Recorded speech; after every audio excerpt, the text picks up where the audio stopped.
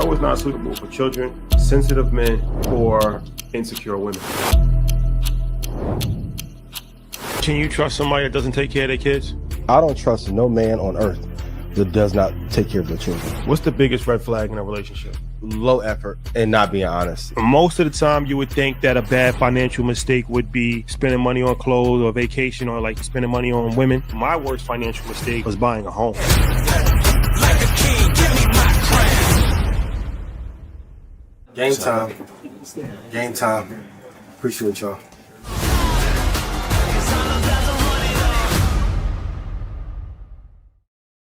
Yes, sir. We're back. Back at it. Back at it. Yes. Yes, Happy sir. Wednesday, everybody. You from remote location. That's a fact.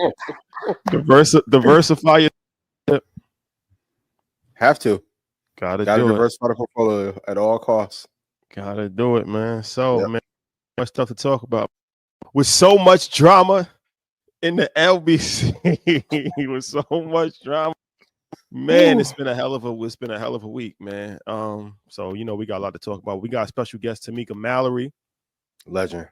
that's about to come on. Legend when it comes to social activism, but a lot of people don't really know her story. Like she got a story to tell. So yeah, looking for sure. And of course we're gonna talk about the Trump tariffs and all that. I don't know what's going on, man. Listen, I don't want to speak his name, but when Big T acting like Big somebody else, this is hey, y'all in the office, y'all go knock on that door. Tell them this not gonna go well. Yeah, The hood tax for the world is crazy. That's a fact. So yeah, so it's a lot to talk about, but we're not gonna waste too much time. I will say this. Shout out to Shaka Wear. So they gave me this shirt. Business is war. Oh, I need one of those. XL. Let me get one. More appropriate now than That's ever. true. Business is war. So their Instagram is Shaka underscore wear. Mm-hmm. And yeah, they sent me a few t-shirts, but I felt like this one was really, really appropriate for the times that we're in, for sure. Absolutely. So shout out to them. Salute. And don't forget, tomorrow we got a big episode with Pinky Cole at 6:00 Eastern Standard Time. Earn your leisure. Yeah, she's gonna talk about how she lost her company back, mergers and acquisitions, mistakes that she made. She's been in the news a lot. So this is a sit down, full-length interview. So all you entrepreneurs out there, all you hustlers, make sure you tap in. Cautionary tale. Yep. That's a fact. That's a fact. And of course, get your tickets to InvestFest. We working, man. We had some calls today actually, so it's gonna be a good one. It's gonna be prizes. It's gonna be some legendary moments per usual. So go to investfest.com, get your tickets, get your vendor booths. If you're in Red Panda, you got check Telegram. Absolutely. And it's lit. Any announcement? Package secure. Remote location. If you want to get rich from the market, go to eninvest.com. What an amazing feeling to know what's going to happen 30 to 90 days ahead of time. If I made you money, please put yes in chat. Stock Club call, check the time and Telegram for that. Prices will be out this Sunday. Now that I know what Trump's tariff plan is kind of going to be, a failed one at that. Prices will be out this weekend. I love y'all. Let's have an amazing show. So let's get into it before we bring our guest on. Before we Trump and all this stuff that's happening, you had a lot of what's your reply to Forex traders? Shout out to them. I love y'all dearly. My thing is, it's really important to listen to the information because a lot of people were like, yo, you too influential to say this. Shout out to the brother who posted that. But the truth is the global pension fund market bigger than the Forex market? And my thing is, if you have to provide pushback online, it tells me how well you are doing or aren't. You know who had nothing to say to me? Jessica McDonald. Not one text, not one reply. Jay, just playing with the kids, getting their pips, making a killing. A lot of times hit dogs will holler. We'll talk about Kenny later. But when people are like, yo, I don't think the stock market is real. Cool. Stay in that delusion and let me get all my coins and keep them for me and Xander. I'm cool with that. But to the Forex traders, maybe, just maybe, if most of the world leaders are telling you this is not a primary asset and it's not a primary hedge anymore. Like, you can argue the hedge that Forex used to be in the 90s, crypto's taking that over. So just be mindful. Let's all get along. Let's all love each other, especially during these tumultuous times in office. But I love y'all. But futures pays more money than Forex. For the I rest, saw them comment, you wouldn't say it if you knew how to trade it. There are Forex futures that pay more.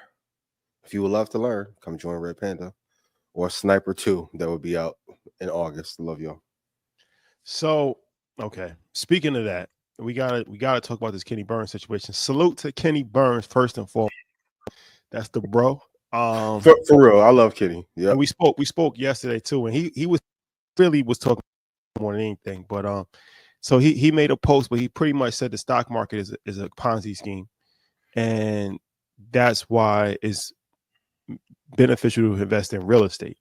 Pretty much saying like drop 30% in one day, right? That doesn't happen, or in one, like, you're not gonna feel the same as tangible. You got dirt, you know what you got, you can see it.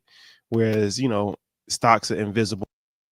You make an announcement about tariffs and it goes down, and so he was saying like that's why I'm not even on that type of time. But it does bring up a good conversation for people that have some similar type of concerns about stocks, right? So I feel like, for me personally, I'll let you say what your thoughts on it. But for me personally, yeah, I mean, history is the best indicator, right? And over the course of time, the stock market has outperformed real estate, actually, without a question. So I would be cautious about that type of mentality, because if history is any indicator, that's historically not true. Yep. Now, can you gamble on stocks? Can you put your money in stocks and it goes to zero? Can you lose everything in stocks? Yeah, for sure. You can lose everything. Sure. You can lose everything in real estate also, though. I mean, we heard about actually lost her home because she didn't pay $500 property tax, and the home was worth like $500,000. So loopholes, there's tricks, intimate domain. Like, that's the thing about people was like, they like, what about the government taking you? That's the crazy thing. People in America were saying like, okay, you guys investing in, but what if the government just wants to take the land? You don't realize that this has happened already in the United States of America. Central Park used to be was a black neighborhood. It was taken by eminent domain. So eminent domains means the government can take your property, can take your land, right? They're supposed to give you some level of equal value, allegedly. But that's happened equal value 40 years prior. Yeah, but that's happened time and time again. When they want to build highways, it's happening right now. Yeah. So okay. Put things in perspective. Stock market is not a Ponzi scheme. Right? What's your thoughts? I love Kenny. Kenny's one of my favorite people. And normally when I line up the compliments, it's some bullshit coming after. It's not one of them times. Kenny, I love you. Inspiration. You was rocking. I was seeing you move around, slicing 07. But I do understand how the brother in Forex felt when he was like, yo, you're too influential to say this kind of bullshit, right? For everyone who says dirt is better or real estate is better because I can touch it, I can feel it. I can touch this iPhone, LVMH. I can touch that. Like, that sounds good, but only that information is delivered to our community to make us not invest. What does Buffett do? Combination, right? So you want to own dirt and tech, dirt and paper. It's not either or, it's either and. So no, is it a Ponzi? No. Can you lose money? Yeah, especially if you don't listen to me. I want to be real clear. And if you have my number, you should never say that. Never say that. So I get the sentiment, I get the fear, but even now there's homeowners being moved because they're trying to build a road right now and take their property and give them 40 cents on the dollar. Also, real estate doesn't appreciate as fast, or stocks. Even like when Tweet hit me, I want to have a debate about stocks. I'm like, you my guy. I don't want to do this. Tweet said that? Yeah, I'm like, my brother, especially Canadian real estate versus US stocks, bloodbath, my boy. Justin Trudeau could never. Tweet. That's my dog. Oh, fucking Tweet. What? But it's all bonds, real estate, stocks, angel investing. Gotta be careful because they'll tell a story with Pinky, but everyone who gives you capital is not an ally. Got to be very careful. So is it a Ponzi? No. If you invest in the wrong thing, can it go awry? And prior to us having a show, was it more difficult? For sure. But if I made you money, please put yes in chat. That's a fact, though. Yeah. Okay. Shout out to Kenny. I love Kenny dearly, though. Shout out to Kenny, man. All right. Let's talk about this, too. This is another financial topic that we haven't spoke about before, but it's actually a case study. So, actually, before we do that, we have a special guest that we're going to bring on. Yes. Much needed conversation. For sure. In turbulent times that we're in. So, here we go. What's the deal? I made it. You made it.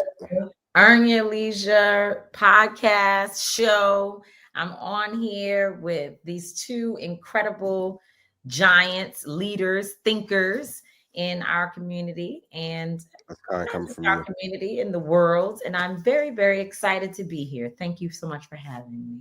Thank you. Okay, Tamika Mallory, somebody that needs no introduction. How do you define yourself as an activist? What would the title be for you? Icon. Well, thank you, Ian. I appreciate that.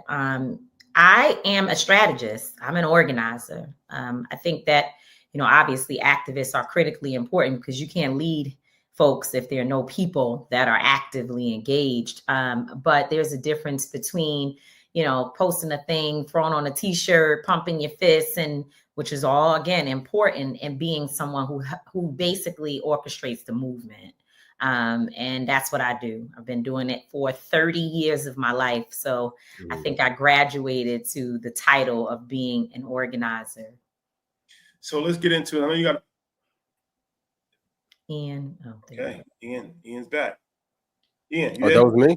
Yeah, I'm here. You dropped out. Okay. Let me just do this. Okay. Okay, so let's get into this conversation. We're going to talk about your book and everything you got going on, but first we got to talk about the times that we're in. So we had a pastor on a few weeks ago, and we asked him about the church and how a lot of Black people have been disenfranchised with church over the course of time because they feel like a variety of things. From a social standpoint, right, there's been a lot of backlash from the Black community for social activism, even like Black Lives Matter and stuff like that. And it's common themes of like, oh, they're not really doing nothing, or they taking money from white people. George Soros has become a super villain. He's the go-to person whenever somebody has some level of criticism. They wonder about George Soros, So what is your thoughts on the criticism of that from Black communities specifically? Well, some of the criticism is warranted. I hear people say things all the time that I'm like, yep, I feel the same way. And in fact, I have some of the same criticisms about how the movement operates. And, sometimes I feel like we're doing a great job, and sometimes I feel like we could be doing much, much, much better. I think that our lack of, at times, unity among not just organizations, but just Black influential people in general can be very, very confusing for the masses, because when they're watching us and everybody's got different talking points and everybody's an expert just because they have a microphone and a camera, it makes folks feel like, you know, what the hell is actually going on? You know what I mean? And who do we really turn to that we can get good information from? And I think that has a lot to do with how we don't sit in enough rooms together. We've talked about this many times, Rashad, like all of us sitting in enough rooms together where we can, when we are out speaking forward facing, we've at least debated the issues enough within ourselves that our talking points sound familiar, you know, or we might say, I'm not going to talk about that this month. I'm not going to be in this issue because I don't want to be a divergent. I don't want to cause confusion. Like, we have to actually have a well-oiled machine if we're going to bring people along. So I don't disagree with all of the criticism that's out there. What I will say is that not all of it starts with us. And that's the part that concerns me. It is that the New York Post, which is, you know, a right-wing newspaper in New York that has literally had Black folks in there as cartoon monkeys in the past. It is a newspaper that wrote all types of lies about me and other leaders. I think about the Daily Mail, which is another newspaper that is basically right-wing owned. And they oftentimes drop these articles that basically tells us who should be our leaders, who we should like or dislike, whether or not people stole money, whether they lie. And the next thing you know, it hits the internet, and Black folks, including Black leaders, are sharing it and or using those talking points. So oftentimes what I ask people is, when you say you have a critique of something, I just want to know, what is your source of it? Where did it come from? How did you develop this opinion? Where did you get these talking points from? Did it come from other Black people, or did it come from someone who is imposing a thought process in our community and using what they know is going to divide us? And I just think we have to be able to decipher between the two things, because sometimes our thoughts about things is just like marketing. It is being controlled by outside sources. For sure. How do we tell a good activist from a bad activist who's really just doing this for clout? Well, I mean, you know, it takes a while. See, I have spidey senses, because 30 years of my life, of course, I can just spot them right off the bat. When I meet people who are automatically talking about how the things of the past are no good, you know, those people, get out of here. We don't want to see Reverend so-and-so and such person. Let's throw out those theories, concepts, attitudes, or our past history. When I watch people who believe that somehow they are coming into the space with something new that has never been done before, I'm always cautious about that. And I always laugh to myself and say, I'm going to see how long this lasts, or whether it's a gimmick, or if it is somebody who's really, really going to stay in the fight. And I'll tell you a couple of things about that, because number one, so I am a child of the civil rights movement. I was raised in civil rights and in the Black church. So my parents, they took me throughout the week to Black empowerment spaces. I did everything from going to the Nation of Islam to the National Action Network, Reverend Al's organization. Mm-hmm. We went to an Urban League rally, an NAACP thing. My mentor, Hazel Dukes, recently passed away at 92 years old. She was a civil rights icon who was in the NAACP. So we did everything. And we were street corner activists. Like, my parents would also go listen to whatever Black scholar who might have smelled bad, didn't even have good clothes on, but they knew some shit. They read some books, and they would be talking that stuff on 125th Street at the Mart 125. Like, I grew up going through the spectrum. But on Sundays, my mother also took me to the Black church. So I had an opportunity to see sort of the radical side. And then we would go to the church where it wasn't so radical because they weren't too politically engaged, but they were helping communities. They were taking the resources coming in, paying people's rent, keeping people's lights on, feeding the hungry, doing clothing drives, taking trips to other parts of the world. So I got to see both sides. So from my perspective, while I think all Black institutions could do better, right? I think everybody could do better. I also know that there is an important history of how these things started and how at this point, still today, these organizations help to undergird some of the things that we see happening in the Black community. So what I do is I look at it, I honor it, and add my own flavor and find other people who are doing other incredible things. So when you ask me, how do I make the determination? Whenever I see or hear that mindset, it makes me take pause with individuals who believe that they're coming into the space with something new, because there is nothing new. People have tried financial development. People have tried think bigger, think Blacker. People have tried, let's not work with anybody else outside of our community, only Black. All of those things folks have tried. Folks have tried coalition building with Latinos and white. It has been done in history. So that's one. The second thing is I kind of feel like I also watch people to see, what are you building?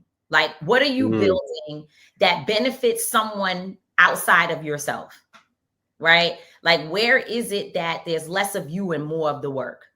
That's the other thing that helps me to kind of make the determination. But I'll tell you, sometimes I'm shocked. Sometimes I meet a person and I'm like, what the hell are they talking about? And the next thing I know, I'm saying, actually, they're right. So let me ask you this. We've been talking about the administration a lot from a financial standpoint, as far as tariffs and different things of that nature. But I know there's a lot of other stuff that's been going on. I see this Harriet Tubman thing. I'm still not 100% sure what actually happened. Of course, we know about the DEI. Of course, we know about, the murals that's getting taken down across America. Inform us of what's going on as far as, like, what do we need to know that's been happening over the course of the last, couple of months that we may not be fully aware of, and how can we actually just stay in tune with that? Yeah, I think we have to take it back further than a couple of months, right? Just so that we can watch the trend. And it is why I have been so intentional about talking through what a rollback of diversity, equity, and inclusion really means. Because I know that the conversation has become, this is about white people, white women benefit more than other groups and what have you. And really, the point that we've continuously made is that when they say DEI, while they don't mind hurting their own, they're talking about Black people. And let me give you why. Because DEI is the grandchild of affirmative action. And we know some time ago, they started with affirmative action, wanting to do away with affirmative action, saying that it was unfair, it's racist, it's divisive, so on and so forth. It's to be merit-based.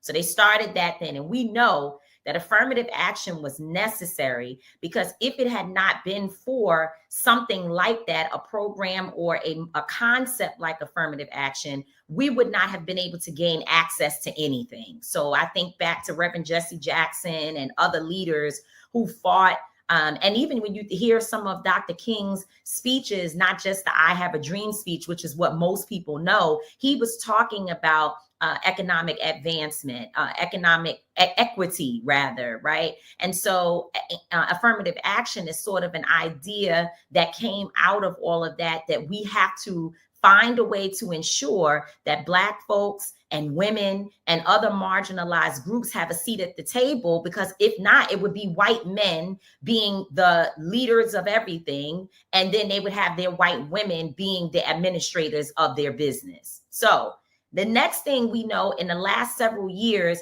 they started with critical race theory, right?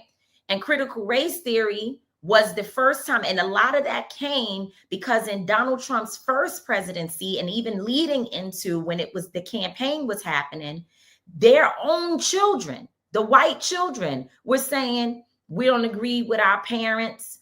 Now, y'all remember when Donald Trump was president, some of the white children, the Kelly Ann Conway, she was the White House press secretary. Her daughter was literally making TikTok videos saying, my mother is being racist. My father, she works for a racist man. These kids turned against their own parents because they were learning about our history. And as Black folks become, more, you're starting to see more professors who are more radical, who are more knowledgeable, who are teaching history to college students that the white kids got an opportunity to hear as well. They know that there's something wrong with how our parents and our forefathers are operating in the world and how it is oppressing other people. So now they've come to the DEI fight. What they are basically doing. What's the critical race theory? What exactly is that? And by the way, they tried to say that critical race theory was being taught to kids. Remember, they were trying to say that little kids in junior high and elementary school were learning critical race theory, which was not true. Critical race theory is a college concept. So in college, people were learning about racial injustice, racial justice, examining race in all the issues. So in other words, if you want to talk about agriculture, right, they would implement and infuse some conversation about how race impacts even our agriculture, our food, the farmers, the access that some kids get to, or certain people get to certain types of fresh fruits and vegetables versus others. So it basically uses the idea that race matters in all areas to teach lessons and to talk about history. So now they're on diversity, equity, and inclusion. So while some of us believe that this is just a new thing that needs to be gutted out because it didn't represent Black folks, it is a continuation instead of them trying to erase our history. So when you talk about the Harriet Tubman piece, where they attempted to remove her from the Navy, or, the Navy's, I guess they have a national something somewhere, library or something. I don't know. I didn't really do that much research on it, but they wanted to remove that history because they want to whitewash it and not have their own children and communities understand how race and oppression has impacted us as Black people in this nation, and why programs like affirmative action and diversity, equity, and inclusion are important in order to ensure that we get our fair and equitable share, which we still aren't. But nonetheless, that is the reason why people fought for those concepts to exist.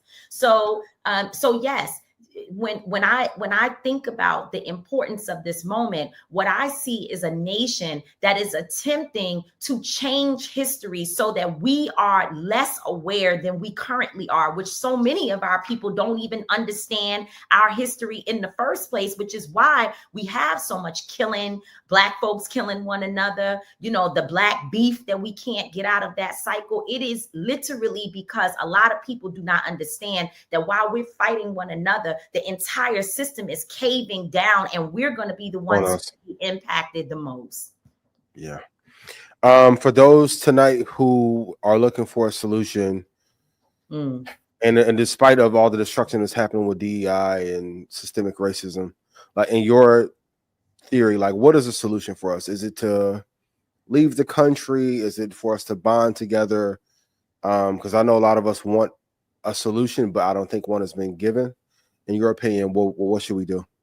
Well, you know what? I think it's a mixture of things. I do not think that there's anything wrong with if you have the resources to invest in what I noticed that you all just built or you are building in Africa. I mean, there's nothing wrong with that. In fact, I need to figure out how to get to be a part of your project, right? Like, I don't think there's anything. Diversity and location. Yeah, I don't think there's anything wrong if you have the resources. You should absolutely look at how to set up your life, and of course to make sure that your children and your family have a place to go. And I think Africa is the best place because we have people there who have open arms. And they try to teach us that Africans don't like us, they don't want to do business with us, they hate us, and it's a lie. As soon as you put your feet on the soil, you feel like you at family reunion. Exactly. And you have people who say, what is the thing they say to all of us? They say, we've been waiting for you.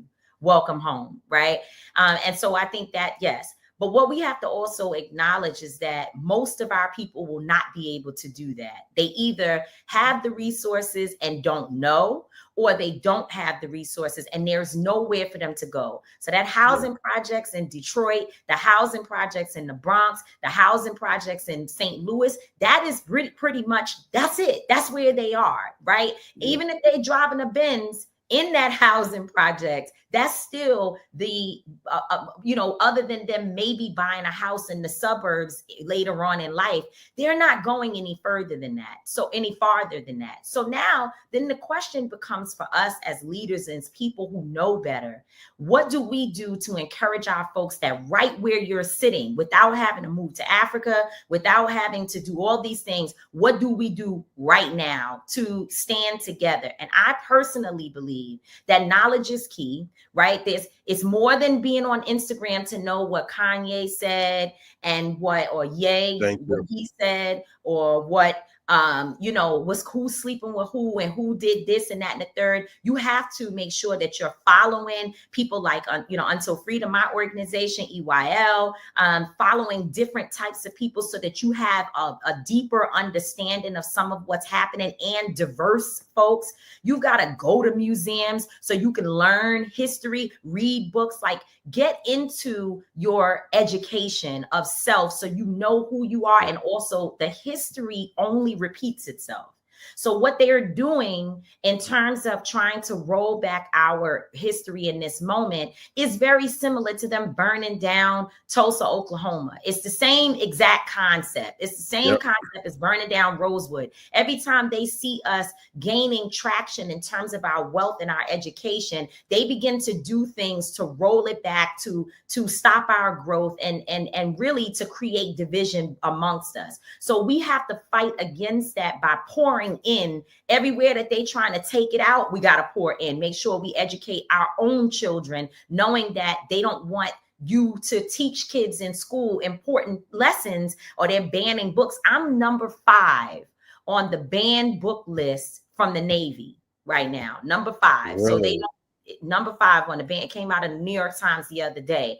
So whatever they don't want us to learn, we should go learn it. Just put it that way, simply. The other thing is being in community, right? I personally feel like I'm a stronger leader, not because of what I've done alone, but because what I do in community with others. So the 4 of us at Until Freedom, my son, Linda, Angelo, and myself, we all come from different walks of life. Our attitudes towards things are different. The way we think, the way that we approach everything. And y'all know me and my son, we argue about everything because he sees life from one, not one, but from a perspective that I don't always agree with.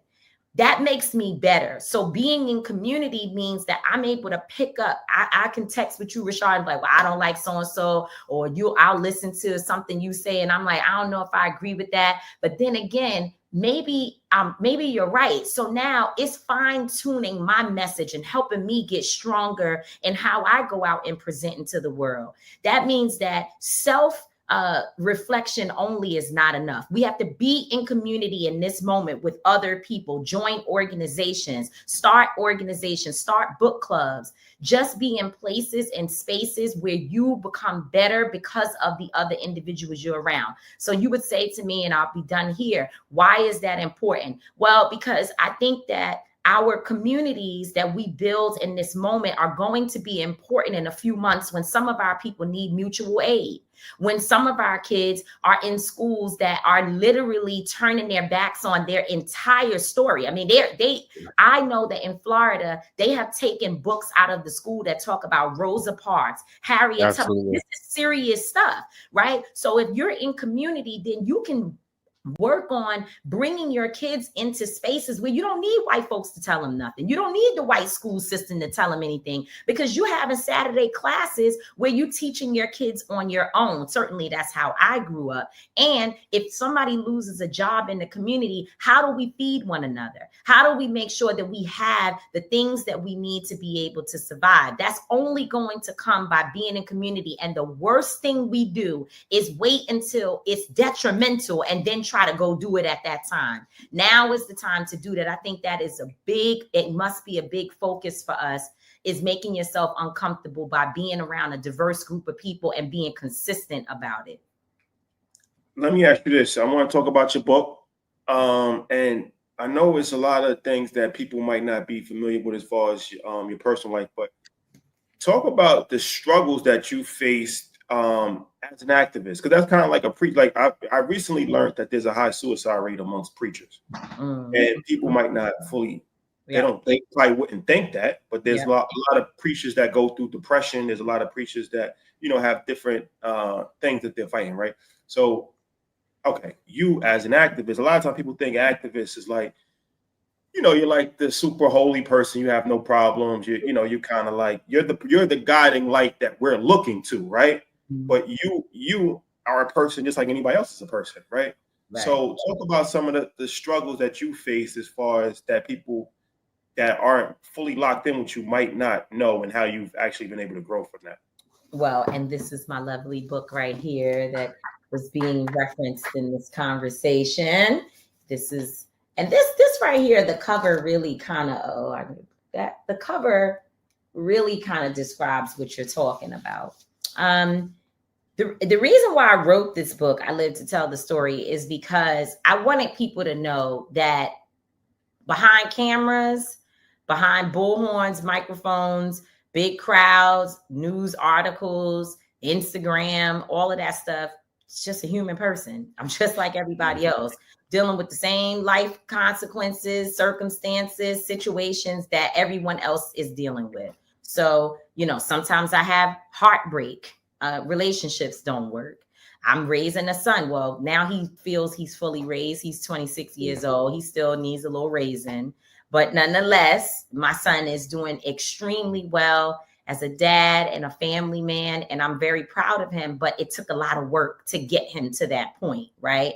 Because his father has been deceased since my son was 2 years old. So for 24 years, I've been raising him and working with him on my own, except with the assistance of people who voluntarily stepped up to support.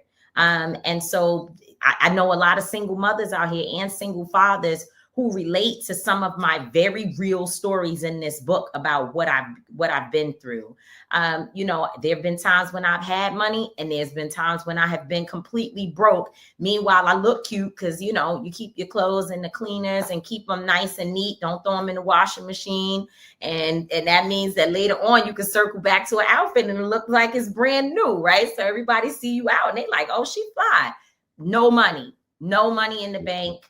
Trying to figure out how I'm gonna pay my car note, how I'm gonna have, you know, groceries. That has happened. And I'm not talking about something that happened to me in 2005. I'm talking about 2019, again, a little bit in 2003, right? I have been through these cycles of one, not having the knowledge that I have now about what to do with money when I do have it. Right. Yeah. And also, and I, you know, I credit you all a lot for helping to make me focus on that. Of course, I have to give also a shout out to my brother, Jay Morrison, who was one to start me to thinking about, like, as an activist, you're not supposed to die broke. That's not like, that doesn't have to be your reality. He was the first person that ever said that to me. And I'm like, oh, you know what? That's true. I can invest. I can buy stocks. I can actually think about something other than trauma every day.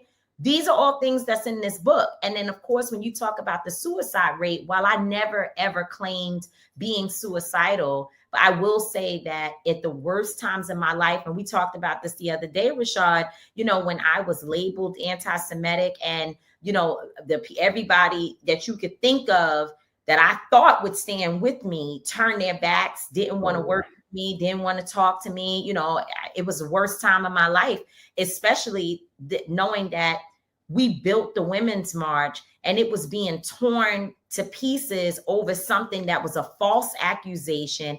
And it was so clear that there were outside interests involved in, again, ruining what we were building. We end up learning this in 2004, maybe the beginning of 2004, late 2003. The New York Times, which, by the way, they published an article from a woman who says that I walked into a meeting and started talking about that the Jews controlled the slave trade. And she says that I came into a meeting with people and just started talking about this, which was a damn bold-faced lie. But they published an article and allowed her to say all of these things about us.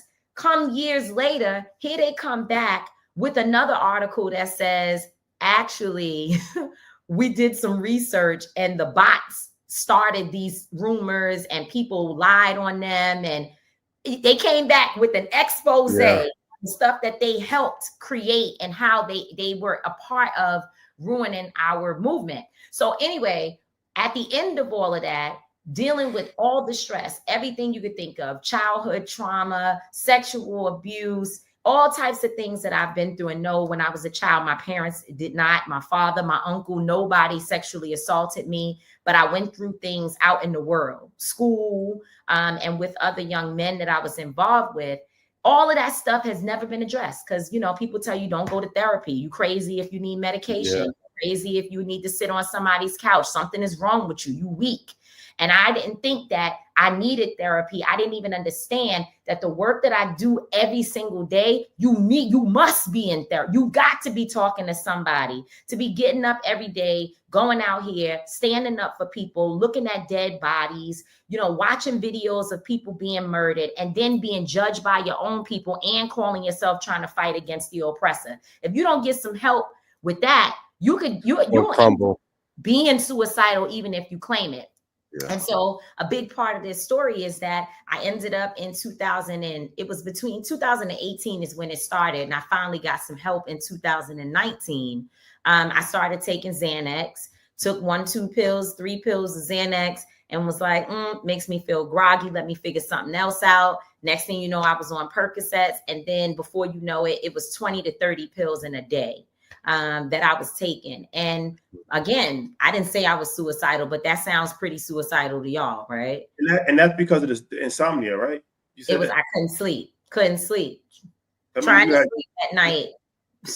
sleep at night is still a challenge for me. But now I have an actual therapist who works with me on what to do. So simple things, because some folks would say, well, you got to do it natural. You know, we don't take medicine because that's another falsehood in our community that you're not supposed to take medicine. Well, I have to do both things. So for me, a natural remedy is that I can't have a Pepsi at night before it's time for me to go to sleep. I can't be eating cookies and cakes and whatnot because that gets me going. So that's a natural piece. But the anxiety that I deal with, that cannot be treated just by me dealing with my diet. That is something that has to be treated by a professional. And I take that seriously now. But at the time, I thought that taking those pills was going to help me numb it. And all it did was create an additional problem. So you was taking 30 Percocets a day? Yes, sir. Yes. That seems like a lot. That seems like a lot. Well, let me tell you how it happens. If you take 3 pills 10 times a day, that's not really as many as you think, right? You in the morning and then late morning and then early afternoon and then later in the afternoon and then evening time and then late night. I mean, I'm already up to about 7 times right there, right? Yeah. And I said somewhere between 20 and 30. So 20 is a day when I still have to work. So I got to function. And so it's a little less that day. I'm taking them in the morning when I'm waking up, trying to get another nap. If I'm on a flight, popping 3 pills before the flight takes off, resting for that period of time, you know, being whatever. Then you get off. Maybe I got to rush to something. But as soon as it's over, I don't want to socialize. I don't want to go to, to whatever everybody else wants to do. And they noticed this about me, but they thought that, and when I say they, I'm talking about Linda, my son, Carmen, all the people who were working around me. They thought I was just miserable from all of what was happening at that time. They had no idea that the reason why I wanted to be in a dark room with the curtains closed was because I was self-medicating. I was actually getting high, which in many ways, taking Percocets at that level is a cousin of heroin. That's what it is. Like, it's a lot of people that would struggle to say that. And I wasn't always comfortable saying it until I went to this psychiatrist one time. I tried to detox on my own without going to rehab, which is where I eventually went. But when I tried to do it on my own at home, I went to this psychiatrist. I looked him up, found him in the yellow pages at the, whatever I call it, yellow pages. Y'all know what I mean. I'm dating myself over here. So anyway, found his number, went to him, and he prescribed something called Suboxone to me. That's what they give you. That's like that's the thing that wean you off of the right. Pills, right? That's what's supposed to wean you off. But the thing is, when I researched it, I found out that Suboxone has a similar effect to the Percocets, that basically you could get addicted to Suboxone also. So you get off one thing and on to something else. And I didn't want that. So that's why I eventually called the NBA All-Star Jason Williams. And when I called him and told him, eventually I told him the truth that I needed help, and he put me in a program under an alias. So that's how I went in for a quick download. But the funny thing is that when I went to meet with this psychiatrist, I'm sitting there and I'm doing the Whitney. I don't smoke crack. Like, he's asking me all these different questions. And I'm like, I don't do this and I don't do that. And he laughs and said, it's interesting to me that so many people show up here and believe that because they're doing something that might cost more money or it looks different, that they're somehow different from other addicts. Meanwhile, you're an addict. Like, that's it. You're looking for the same feeling. You just don't want to shoot a needle in your arm, but you're still taking something that has the exact same impact as this other drug that you look down on people for. So it took me some time to be able to accept that that's what it was, but that's what it was. It would knock me out. And what do we know? We know that when people take heroin, they go down for a while, right? And so, 20 pills on a day when I was busy, 30 pills on a weekend or a day when I had nothing to do. And all I had to do was just sit there and soak in my misery and try to stay sleeping. Because who the hell wants to wake up and your name is in the newspaper with a different story about you being anti-Semitic, about you hating gay people, about the possible misappropriation of funds, Black people saying you think you all that, people telling you need to denounce a Black leader. Like, who wants to wake up all constant attack? Yeah, it's too much. It's too much. In those moments, like, did you ever have the thought, because I've had it, like, maybe doing all this work is not worth it? Yeah. And when you did, how did you work your way out of it to stay focused on the goal? Well, I've been asked this a lot, Ian. I think that having a calling on your life is very different from a passion. Absolutely. When you have a passion, you can fall out of love with it. You could be like, I ain't doing that shit no more. But when you have a calling, you could be 50 miles away from something and your mind can't get away from it, right? Your intention still somehow leads back to that. And I always liken it to, I've been in relationships where, I wake up in the morning and I'm with the same dude and I'm like, how the hell did I get back here in this with you? You know what I'm saying? Like, I said this was. You said I'm done, but I was done. Now, at a good night, I went to, Rashad's birthday party somewhere. What a vibe. What a vibe.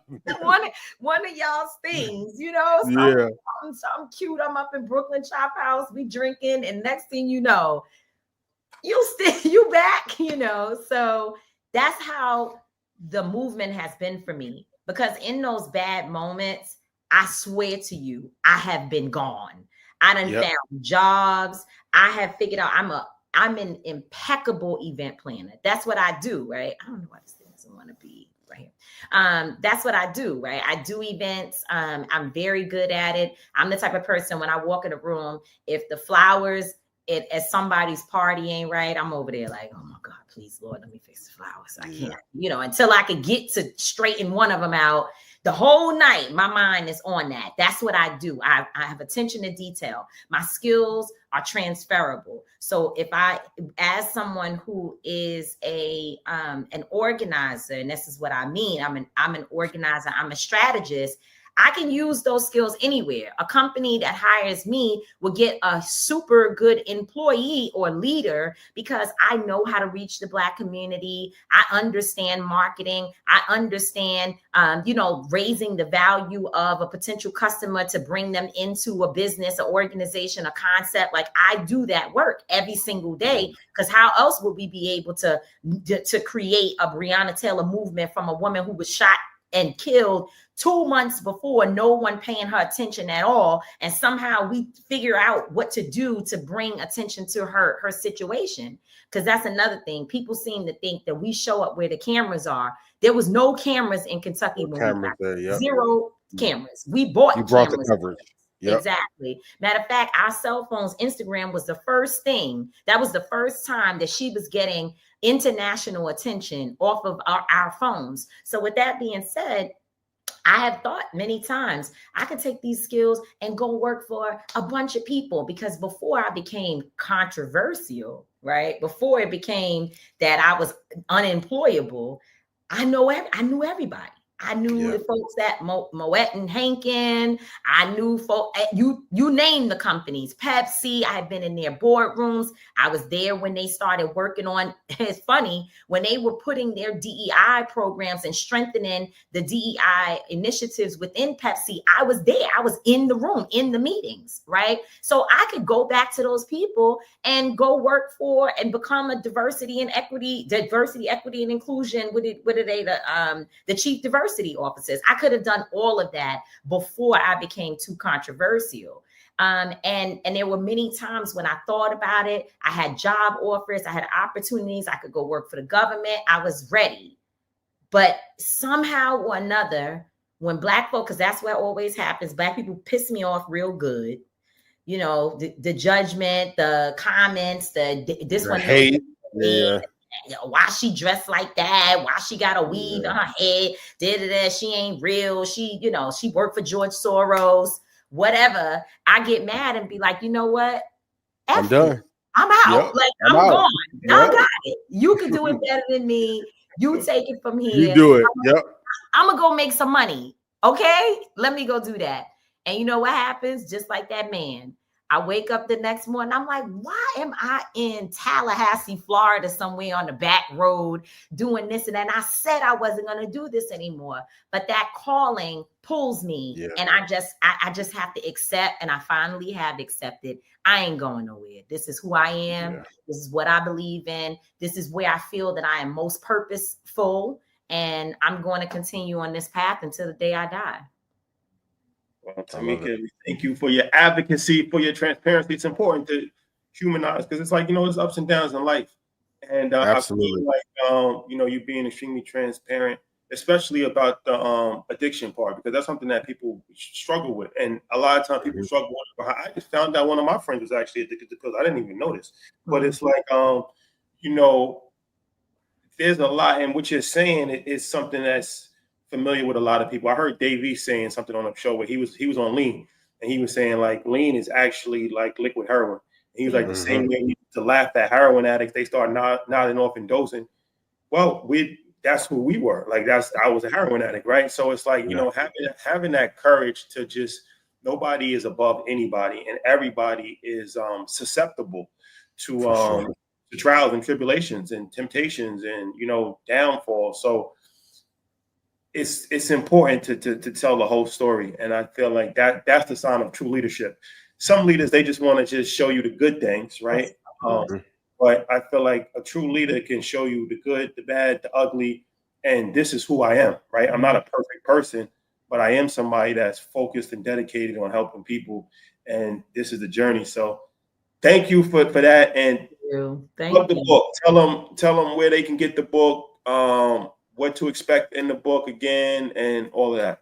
I am, my book is available anywhere books are sold. So that's first of all, anywhere books are sold, please order it right from your fingertips on your phone. I've been telling a lot of folks to go to Barnes and Nobles versus Amazon for obvious reasons.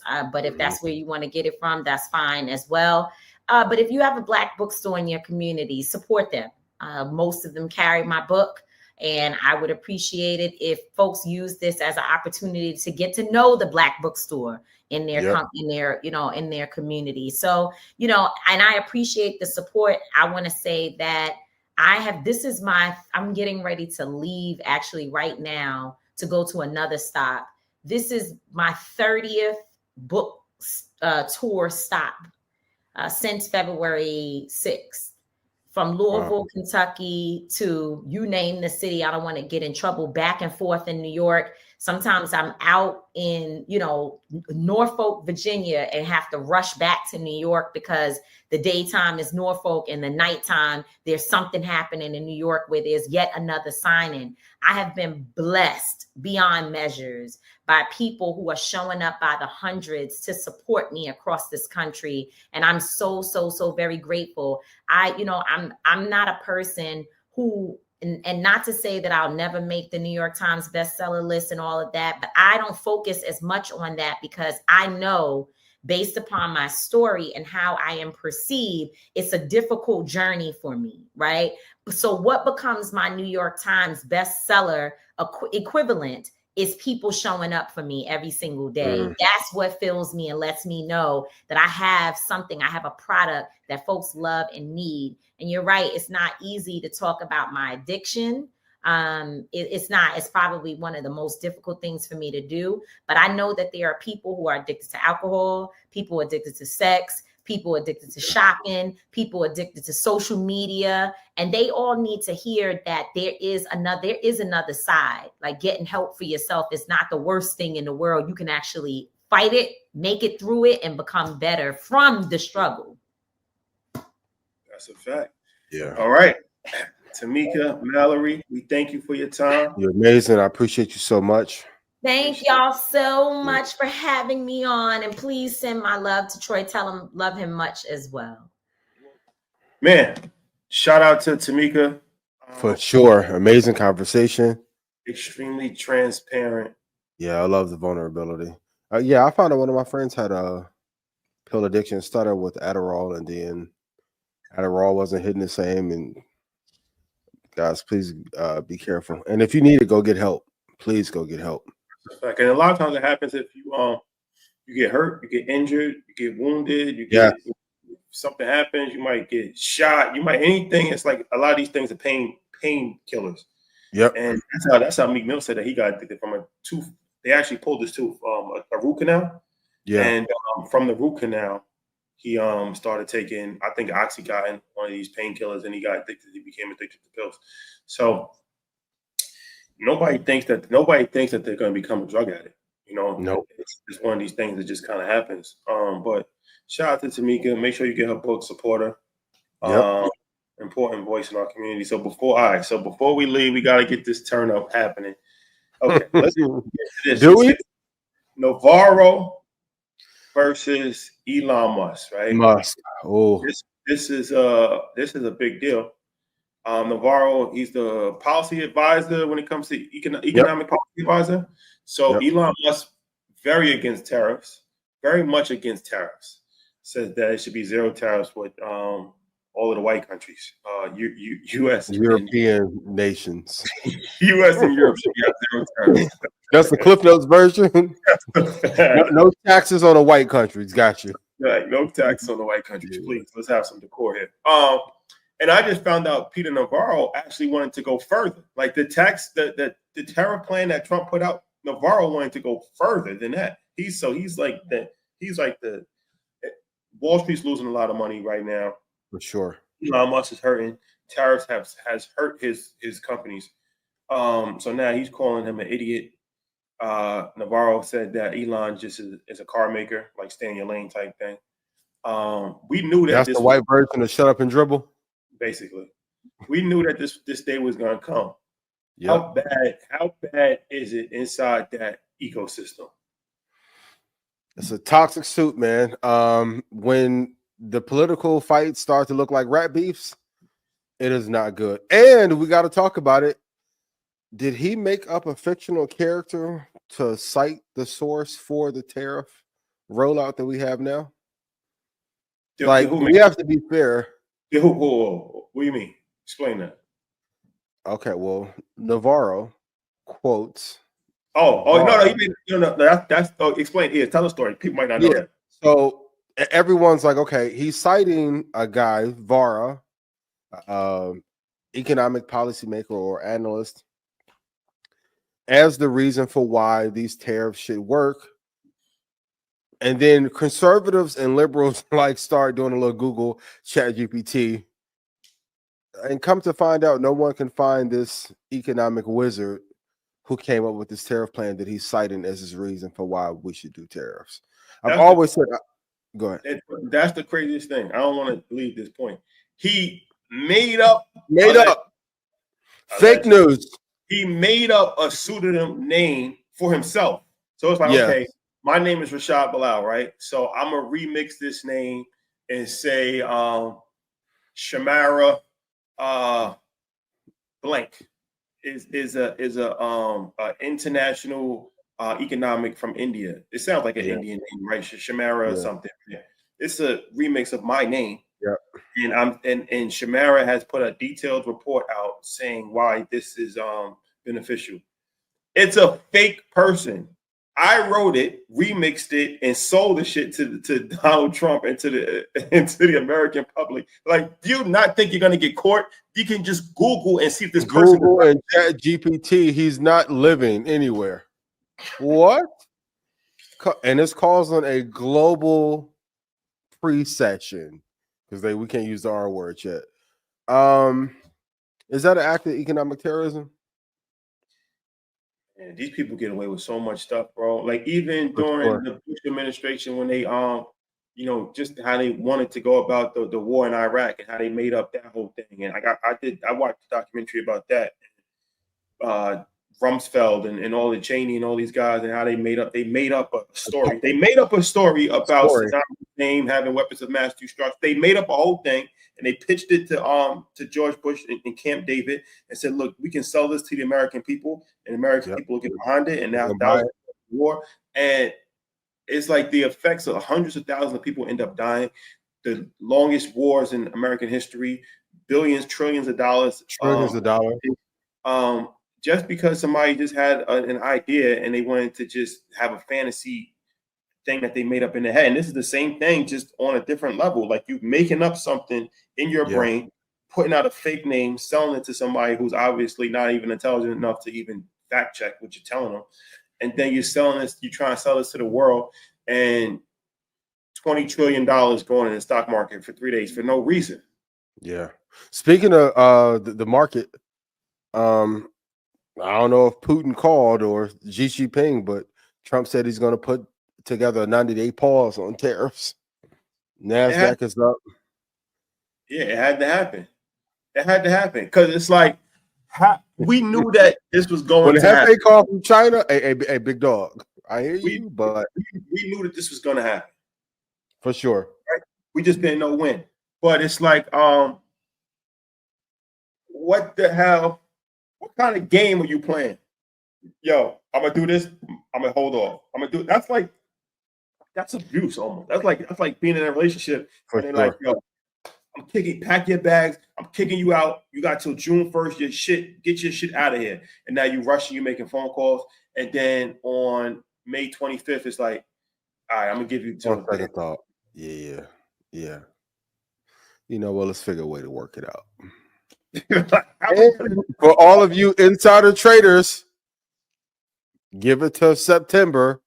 They're going to find out that you had puts and call options and buying credit default swaps. You may want to clean up the financial collusion you've been doing in this as well. Allegedly. Legendary, bro. Just stop and go. But Navarro, You need to take somebody's AI likeness, build them a social media profile first, fake a YouTube speech from 1987 and put that up. Go, what was they doing in 2021? There was buying the views for the podcast. Go do that and at least make the character look believable before Trump and because Elon, regardless of what you want to say, if I paid for you to be in here, I want to get a return on my investment. I don't want to see my wealth go down and my companies fall apart because you made up a tariff plan off a fictional character. So who made them put the 90-day pause into effect? Was it Elon Musk? Was it the Wall Street Consortium? Was it the GOP? Was it Hefe in Russia? Was it combination? Listen, who put the call in and said you're going too far? You're going too far. Big G and Big P call.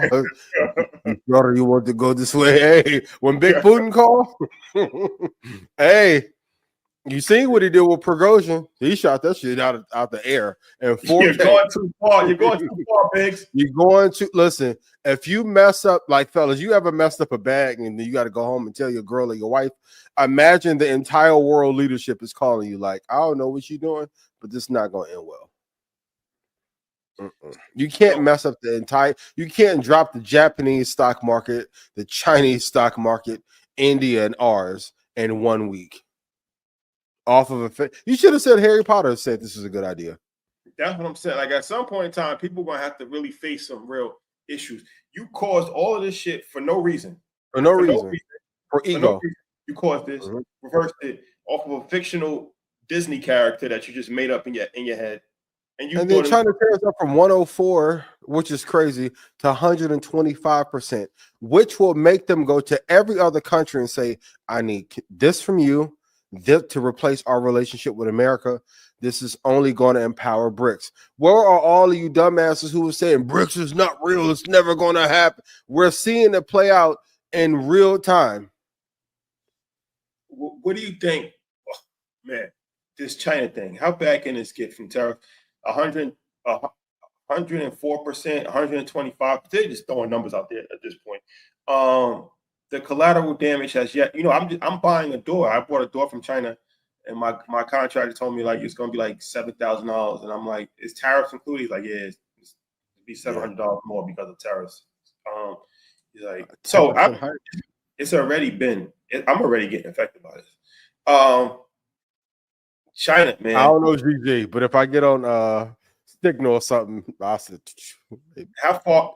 Because they're gonna have to resolve this too. Just like he had to reverse course and say in 90 days, he's gonna have to resolve. How long does this China game of chicken play out?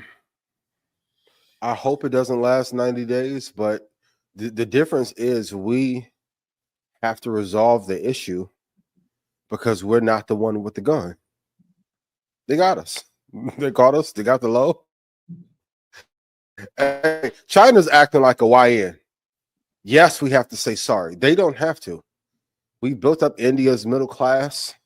We built up China, shipped all the jobs away, all the manufacturing. Like you said, if we even wanted to bring the manufacturing back, it's going to take 20 years to build enough plants to get that going.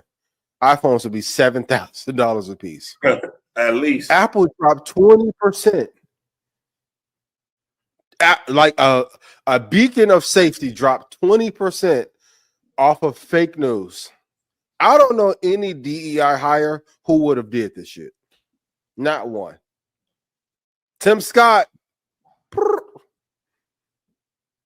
What's up, boy? Byron? Where y'all at? One of y'all called him daddy on Fox. That was Byron McDonald. You wild for that. You wild. Calling the white man daddy is crazy unless it's your king. That's crazy. What the fuck? Barron don't call him daddy in public like that. What? Yo, this is the biggest game of shit. I made a mistake in world history. Like you played this shit so bad, and every MAGA I know you're gonna be like, that's the game of chess. I knew he was playing chess all along. He wanted to give you an opportunity to buy the dip. Now he fucked up. And he realized he fucked up. And he got calls. He got calls out of office. He got calls from the money because a few hours ago, they were saying that it's Main Street's time to shine, and it's not about Wall Street until Wall Street's like, okay, now you're going too far, man. Mm-hmm. You're not going to mess up the money. That's what you're not going to do. 4,900 to 5,300 in less than an hour on ES is insane. But this is the other dangerous part. Anything that moves up too quickly to the upside is bound to crash again. That's a fact. So what if China says, fuck it, 400, go YG, 400. We're going to put 400% tariffs on you, or 200%. What are we going to do? And that's the main component. China is that's the main event. Like, hey, Troy bring up a great point. He put this is a great time to buy earlier today, and then push the market up. Trump? Yeah. Is that the biggest case of public insider trading, allegedly, that we've seen? Allegedly. He said this is a what? great time. That's insane. For those you don't know, whatever information that you have to disclose it to the proper channels. Like, I've never seen leadership do anything like this ever. In any company or any country, let alone. Can't make this shit up. A lot of short sellers got squeezed. Oh, it's over with. Once again, the market is permanently rigged to stay up, because if the market stays down for 2 consecutive quarters, it causes a recession, and then they're going to have to liquidate positions, and it's going to cause a lot of bubbles to pop. Credit default swap trading got back to the high of 2008 because of tariffs. And if I'm China and I'm looking and saying this little tariff threw y'all market off, oh, let me drop Bovid 22. And the crazy thing is, we literally said on Monday, if he announces a 90-day pause, then the stock market's going to go up. For sure, go up. Yep. But this might be a temporary bump if they don't get a solution with China. The China thing is still something that they got to figure out. That's important. And leadership, and we talked about this. I remember in London, you're like, discourse, kind leadership sometimes is the way to go. I'm like, no. He like, look, I know, but look for the blowback. I remember other time, talking, hey, don't even say nothing back to this person because he gonna go on longer. You have way less to lose. Diplomacy often gives you a multiple that war will not. It's okay he should call Xi Jinping and say, hey, I went about this the wrong way. Let's have a good relationship. Because clearly, if Xi Jinping sat down Jack Ma and throttled Tencent to show, no, we're going to act as one united front. That's the real nobody bigger than the program. Jack Ma was about to overtake Amazon, and they sat his ass down for 2 comments. And if he's willing to destroy the real estate market over there in order for the country to beat us, and I hate to say it, and Ish asked me today, he like, yo, do we think it's over for America? Once China gets this lead, we're never going to be number 1 again. Same with Apple. You better fix that Apple Intelligence shit pronto. Because if Microsoft keeps this lead for a 3 or 4 month period, you'll never be number 1 again. You'll never see top of that Billboard chart ranking. Got to be careful. Biggest threat we've ever seen. This is like a financial and biological Pearl Harbor that we can't fix. Even though that was a false flag, allegedly. Allegedly. So never a dull moment. Never a dull moment, man. Then it got so bad that poor Adam 22 lost his business. Damn. How you MAGA and then lose your business on top of it? What? I'm really interested to know what was the deciding factor, though. I think that it might have been Larry Frank. You start to get some pressure. When you got people like that to be like, no, it's not going to happen, bro. I know we skimmed over it on Monday when the founder of the World Economic Forum steps down. That's not a position you just give up. That was telling. Warren Buffett been quiet as hell. Ray Dalio making more podcast appearances than when you see super rich white men belaboring the point of the country falling apart. That's how you know it's really messed up. When in history of America have rich white men come to the public and say, "Oh, disaster's coming"? Bill Ackman, we are going to have a conversation one day about how you, what's the term here? The grandmas may be watching. Ill repute, my boy. Ill repute. One day we're going to have a conversation. Baby Buffett, never. Never. Insane. You could never. No, never. Charlie either. Charlie got you wiped down. What? So this is Trump's official response to this whole China thing. Based on the lack of respect that China has shown to the world's market, I am hereby raising the tariffs charged to China by the U.S. to 125% effective immediately.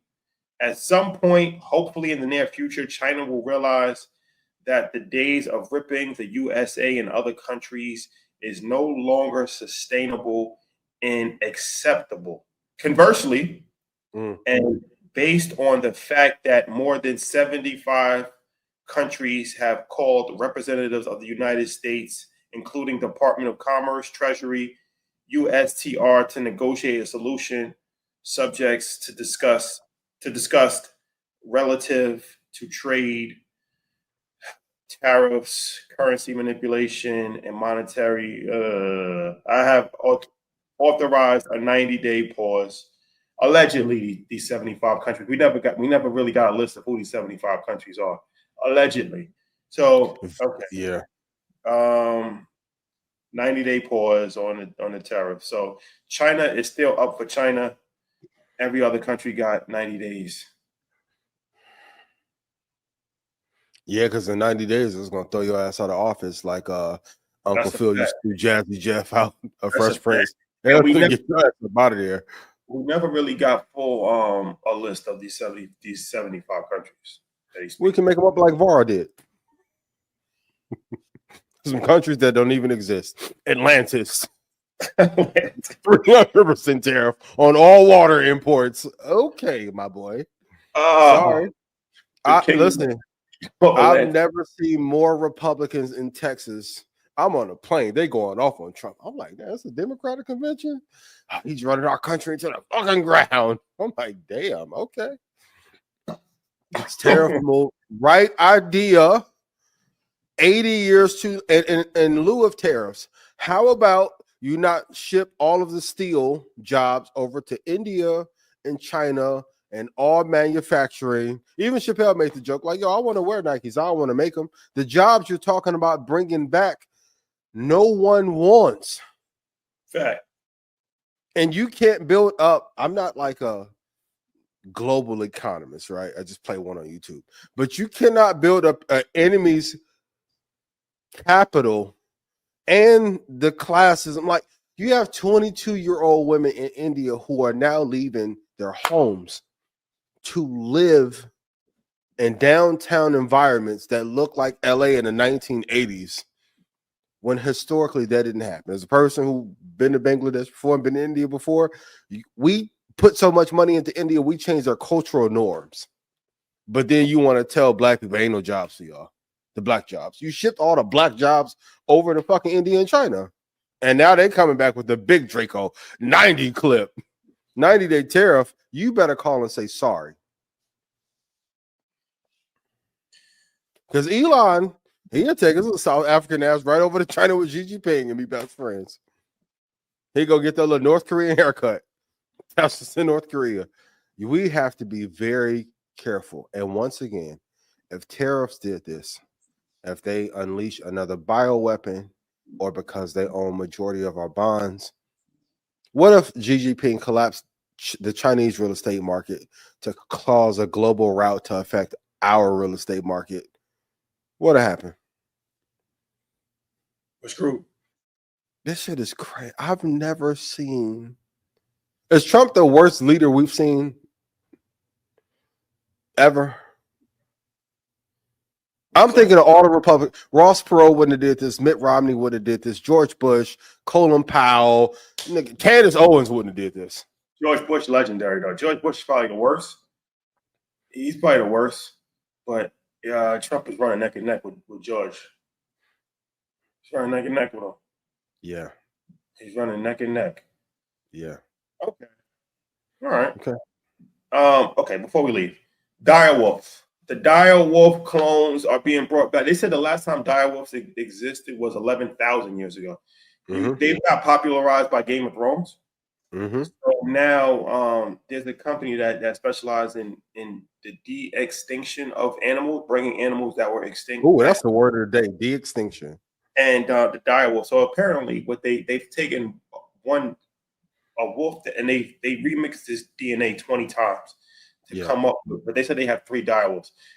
Not really, I guess, a pure direwolf. It's not a pure blood, yeah. Not a pure blood direwolf, but they changed the DNA 20 times to get it, I guess, similar to what a direwolf would have been 11,000 years ago. My thing is why? Why? The real reason, you want to be honest?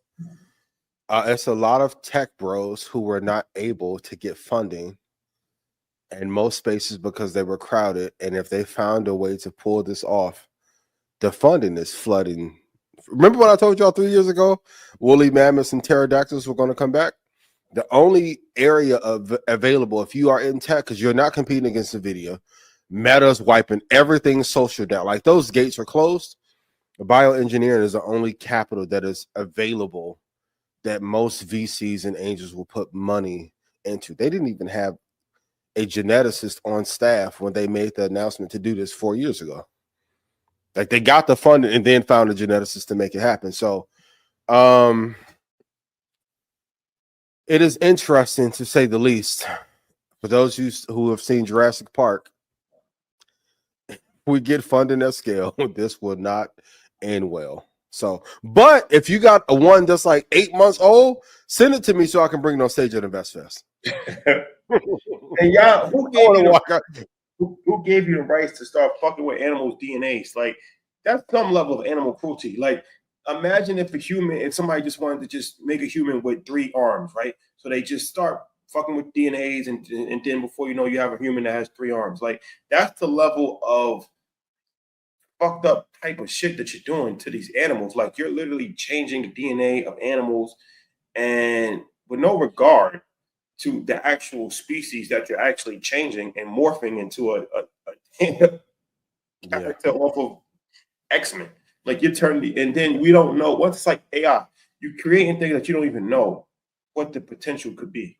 Very short-sighted, and the diseases that could come from it. Not maybe with the direwolf, but down the line, I'm worried about if they create, like, my concern is the pterodactyl and bird species, because the avian flu and the avian sicknesses that come into humans, it cause triage in our body. So that's what I'm worried about. But remember when they had that bat soup, get a pterodactyl soup going on? Perfect thing to send over to the United States in real time to fuck up our economy. They're gonna have dragons. They're gonna have dragons soon. Why not? If you could make a person up to crash the economy, and you could bring back a species that was around 11,000 years ago, why not just make a species that never really existed, but just a fictional character, and just have fire-breathing dragons? It's not out of the realm of possibility. Like, what? Now you really go on Game of Thrones. If they make a fire-breathing dragon, I'm selling every asset I own to get one. And if you are not my friend, it is up. Melt you to smithereens, my boy. I had no control over it. Sorry. 3 dragons. The 3 dragons. Crazy. But yeah, Woolly Mammoth, I think will be next. Whatever happened to her? Who? Game of Thrones. The Dragon Queen. I don't know. She may be in Mykonos. I don't know. You never that cast of characters. It hasn't really worked out for them. Like Jaime Lannister, I saw him at the Clippers game, but what has he done? My guy, the short guy. Short guy, yeah. Tyrion Lannister. Where's he been? He's talented. the Dragon Queen. Where is she, man? Like Game of Thrones is the biggest show ever on television, right? You would think that would be a springboard for these people's careers. It hasn't really worked out in that fashion. I hope the royalty and receivables are going well for them, because I know what they need to call Endeavor or UTA and figure out what to do. Call UTA. Let's get it figured out ASAP. That's a fact. If I was the #1 show of all time, boy, I want 20. I'm gonna be Shaq. Give me 20 commercials, 5 new TV shows, call it a day. At least. At least. But it's a great lesson in succession planning. While you're hot, you need to plan for the next 10, 15 years what you're going to do. You can't wait, because once you cold, like the retired athletes, that's tough. That's tough. That's so, okay. I think we touched about a lot. Yeah. Trump, you never know. You never know. Anthony Edwards, go ahead and. Is that real though? I think the Anthony Edwards thing has not been confirmed. They said it was fake news that he wasn't able to pay that off in one time. But if so, you better. The market's up. You call, see if you can get it done. Invest in that market. Instant wire. So, fellas, got to be careful, y'all. About that. They said it's a rumor, but it's still a good conversation piece. They're saying that Anthony Edwards was paid his child support for 18 years up front. Like I said, I don't think that actually happened, but let's just say hypothetically. I think 50 Cent might have done this too, though. But let's say hypothetically that this happened, right? Is that beneficial or non-beneficial? I look at it two ways. I look at it as it's beneficial from the standpoint of we've locked in terms, right? You can't increase it over the next year, 5 years. You can't come back. Like, we've locked in terms for a pretty reasonable amount. And at one time, I can get the payment out to you. So that's helpful to me. It's harmful to me because there's he's $100 million, so it doesn't matter. But it's an opportunity cost for that $1 million. So it's better for me to pay you $5,000 because now if I invested said money, right, I can actually pay you the $5,000 off of the interest on the investment while still having the investment growing. So I'm able to make more money with my capital as opposed to giving you a lump sum of money, right? Yep. It's like buying a home. Like if I have $2 million to buy a home in cash, or if I can get a mortgage, right? Well, as long as I can earn more in investing than the interest on that mortgage, then theoretically it would be better for me to take that mortgage and use that $1.7 million to invest because that'll grow. But from her standpoint, it's beneficial because you get a lump sum of money up front. A lump sum, yep. But the detrimental side, if you blow it, baby girl, it's over. Baby girl. So what do you think? Like, is that something that if you had to give somebody advice, is that advisable or is that not advisable? If I was advising him, it is advisable. Now we can have a conversation about if it's right because he's washing his hands of the kid, but I don't know when he's renewing for the Supermax. But a lot of times, you know, if you're going back year 4, you can go renegotiate. Cost of living is going to get higher. So to knock it out in one lump sum, if you have the time to pay it, like even for me, I pay mine 2-3 years in advance. So when I saw this, I was like, man, that's a super chess move. But you say you paid your child support 3 years in advance? 2 or 3 years in advance, yeah. That's not through the court system, no. That's through just worked out. Yeah, like it's not stated that I have to do that, but it makes it a lot easier. And I'm like, got to bust a move. You say that for me, you know what I mean? So to provide peace and serenity, fellas, it's a big lesson. You got to be able to have peace and things structured in a certain way for you to be able to live your best life. But I think for Anthony, if he can't get it done, if he doesn't want an involvement with the child, that's heartbreaking because that's going to cause a lot of issues down for the child. But that $1 million or whatever won't affect him because, of course, in 3 or 4 years, that $5,000 a month for sure will probably go up to $15,000 or $16,000. So when you pay in advance, you should. It's like a discounted rate, though, right? For sure. Discounted. For sure. Yeah, that's not a bad idea. That's not a bad idea. If you can get Yeah. discounted, because both parties win. One party gets a lump sum of money. The other party gets to save money over the course of time because it's a discounted rate than what they would have paid on a month. And it also goes to a good lesson of the cost of lack of sexual discipline too. Well, You can't be knocking down everything. That shit has a cost, my boy. Especially if you. That's the real tax. That's the real tariff. Boy, tell me about it. What? That's the other big P tax. What? Gotta be careful. Got to be careful, my boy. You got. My grandmother used to say, "Weigh up all the costs when you do anything." Well, that's gonna be another thing too. People talk about this immigration thing and they cutting back on Venezuela and Colombia. What is the tariffs gonna be on that? Right? All you passport bros and all that. Like, what's the tariff on the import and the export play? Like, what's the tariff on that?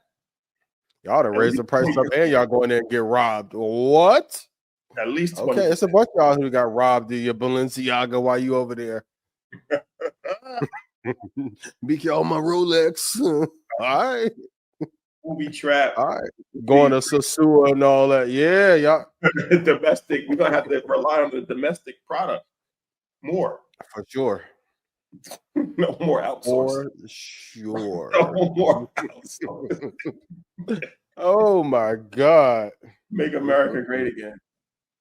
Yeah. Okay. What you think of Passport Bros? Passport Bros. It's that's kind of wild if you think about it. Like, to take a trip, to take a sex tourism, that's pretty sleazy. It's pretty sleazy. For sure. That's pretty sleazy, in my opinion, right? Yep. It's pretty sleazy way to go about it. Like, you can't get nobody in the States. It's a bunch of cities and a bunch of states. Yeah. If you got work overseas, that's different. But if you're going to pay a prostitute, if you're $22. If you're traveling over 5 hours to pay money to a prostitute, you gotta reevaluate your life. And a lot of y'all be going over there and get rejected, not getting who you want to. And y'all I went over there to go find myself. Up, coming back, fucking gotta get insulin pill shots. Look, that's another thing. Them HIV and AIDS rates. Some of y'all, boy, come with some life-altering viruses. Fucking being nasty down there. Another fire breathing dragon. Talking about that, man. Like, yo, y'all gotta chill, man. Y'all going over there paying tariffs, getting robbed, come back with zombie virus, catching all kinds of fucking undetectable viruses. Yeah. The chicks is sniffing Tootsie like crazy. Drinking unregulated alcohol. You gotta be careful, man. Be careful. For real. Yep, that's not the play. Hey, it's not that serious. You're like, the amount of money that you're gonna spend to go to Venezuela, like, you could have just get a 4. Yo, it's not that serious, bro. You could have made it lit in real life. It could have been manufactured in America. You could have actually manufactured that in America. It might have been cheaper, but think about the plane ticket, the hotel, the anxiety that you have to live with. It's not worth it. It's not worth it. Don't do it. This passport bro thing, you've gone too far. You've gone too far. Mm-hmm. That's the other Forex y'all be trying to trade. Walking up and down the strip 12 a.m. at night. All right. Y'all got 8 girls with me. You're going to get robbed 8 times. Ooh. But what do I know? The medical bill never really covered that. That's the other part of it. That's the part it's a lot that goes into this thing. I know you want to make your TikTok videos of like 1 a.m. in Medellin. This is why we're never coming back to America. You're gonna be in the hospital 8:30. Stab wounds and super gonorrhea. All right, my boy. I am good. And they be taking y'all, even like you walk to a strip in Mexico, want a massage it? No, they take you into a building with no windows. Have it come here. Oh, what's this? A surprise. You going to Manzanillo, motherfucker. They're gonna take you and them Subarus, ship you right to Ghana, and not where Rashad and Troy be.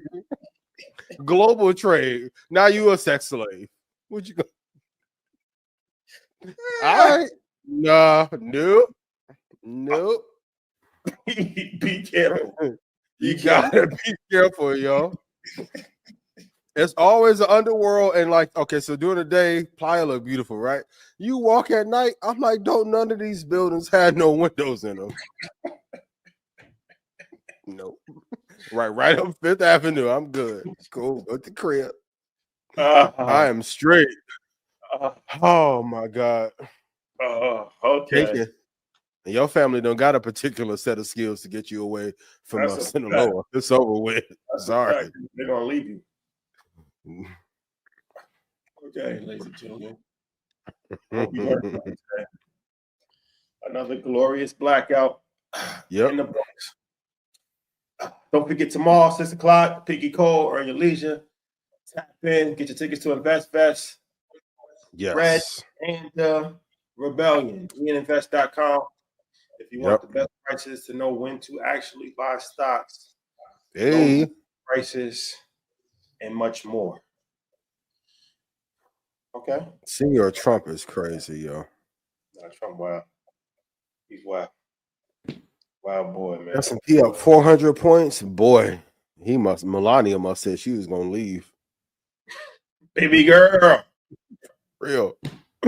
Oh God. Yes, sir. All right, ladies and gentlemen, it's been real. Love.